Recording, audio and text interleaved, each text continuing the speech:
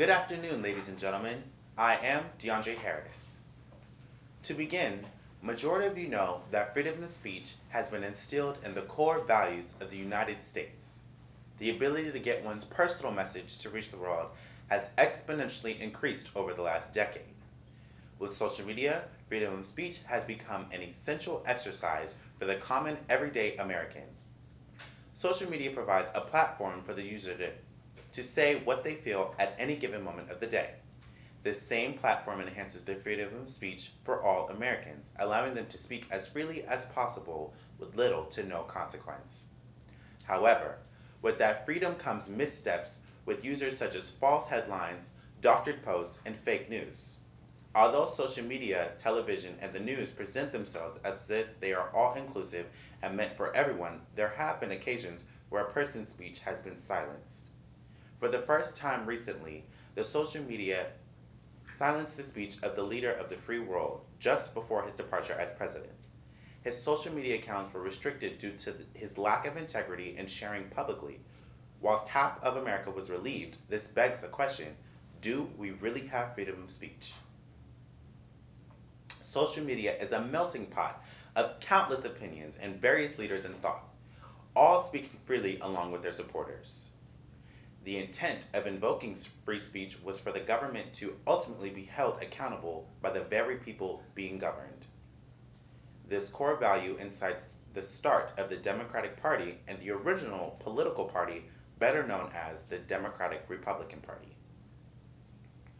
Continuing on, the social media user is in full control of what they post and when they post it.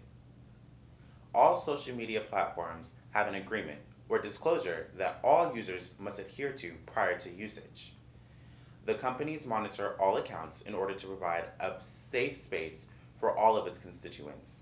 Twitter, Instagram, and Facebook have restricted or banned numerous accounts due to users not adhering to the rules and regulations. Creating guidelines to regulate the community promotes assimilation and what is supposed to be an all-inclusive aspect of the various communities across the U.S. Finally, in order for speech to be truly free, we must be able to respect a person's right to an opinion and the right to voice said opinion. Limiting accounts by restricting them due to disagreement and viewpoints only promotes censorship. We as the people need to be mindful of history that history may repeat itself given that US has a history with censorship.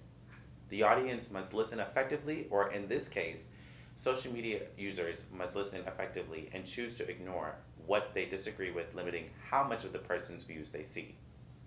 Instagram implemented a procedure that if a post is determined to be too graphic, too political, or containing sensitive content, the post will have a disclosure or will be withheld from users' timelines.